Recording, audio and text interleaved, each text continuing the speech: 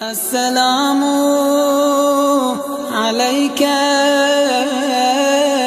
يا أبا عبد الله،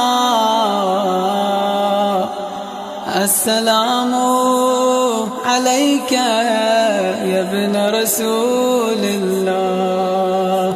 بسم اللہ الرحمن الرحیم۔ ماہ مبارک رمضان کے 23ویں دن کے روزے کی دعا۔ اللہم اغسلنی فیہ من الذنوب وطہرنی فیہ من العیوب وامتحن قلبی فیہ بتقوی القلوب یا مقیل اثرات المذنبین۔ جو شخص بھی اس دعا کی تلاوت کرے اسے انبیاء، شہداء، صالحین کے ساتھ تیز رفتار بجلی کی طرح سے پل صراط پر سے گزار دیا جائے گا۔ ماہ مبارک رمضان کے 23ویں روزے کا ثواب جو اللہ کے رسول نے اس طرح سے بیان کیا، ارشاد فرماتے ہیں کہ اس دن تم پل صراط سے انبیاء اور صدیقین، شہداء، صالحین کے ساتھ گزرو گے، گویا تمہیں اس چیز کا ثواب اس سے علاوہ ملے گا کہ تم نے میری امت کے ہر یتیم کو کھانا کھلایا ہو اور ہر عریاں کو لباس عطا کیا ہو۔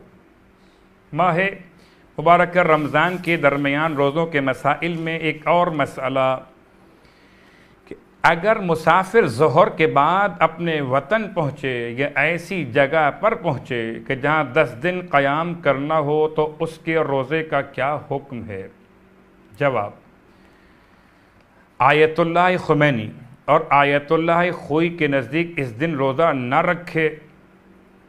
آغائے سیستانی بنا بر احتیاط واجب اس دن کا روزہ باطل ہے، ضروری ہے کہ بعد میں قضا بجا لائے۔ ماہ مبارک رمضان کے راتوں کے حوالے سے جو اللہ کے رسول کی دعائیں بھی اور مولائے متقیان علی ابن ابی طالب علیہ السلام کی بیان کی ہوئی نمازیں بھی، مولا کی محبت و ولایت کے ساتھ یہ بات یاد دلا دی جائے کہ خدا کا بڑا لطف و کرم اور احسان ہے کہ ہم ایسے مکتب سے متعلق ہیں کہ ہمارا پہلا امام بھی ہمیں کعبے سے ملا اور 12واں امام بھی کعبے سے ملے گا۔ مولائے متقیان علی ابن ابی طالب علیہ السلام ارشاد فرماتے ہیں کہ جب میں چاہتا ہوں کہ میں خدا سے باتیں کروں تو میں تلاوت قرآن شروع کر دیتا ہوں، اور جب چاہتا ہوں کہ خدا مجھ سے باتیں کرے تو میں نماز شروع کر دیتا ہوں۔ اسی اعتبار سے نمازیں جو ہر رات کی بیان کی جا رہی ہیں ان میں 23ویں رات کے اعمال بیان ہو چکے، اس رات میں کچھ دعائیں مزید۔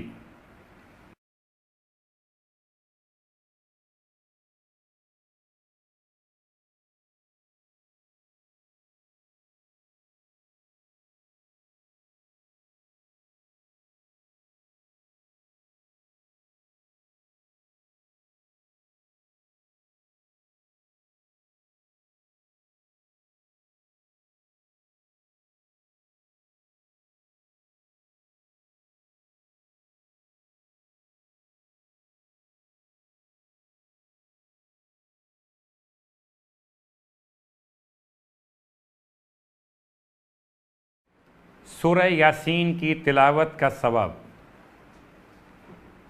سورہ یاسین کو ریحانۃ القرآن بھی کہا جاتا ہے، اس سورہ کو قرآن کا دل بھی کہا جاتا ہے، اور اس کی تلاوت کا ثواب اللہ کے رسول نے ارشاد فرمایا کہ جو شخص رضائے خدا کی خاطر سورہ یاسین کی تلاوت اختیار کرے تو پروردگار عالم اس کے نامہ اعمال میں 12 مرتبہ ختم تلاوت کل قرآن کا ثواب لکھتا ہے اور اس کے تمام گناہ بخش دیے جاتے ہیں۔ ایک اور روایت میں اسے 22 ختم تلاوت کل قرآن کا ثواب عطا کیا جاتا ہے۔ جس بیمار کے پاس سورہ یاسین کی تلاوت کی جائے اس کے تمام حروف سے 12 گنا زیادہ فرشتے نازل ہو کر اس کے سامنے صف بصف کھڑے ہو جاتے اور اس کے لیے بخشش کی دعا کرتے اور قبض روح کے وقت بھی موجود رہتے ہیں اور نماز جنازہ و دفن میں بھی شریک ہوتے ہیں۔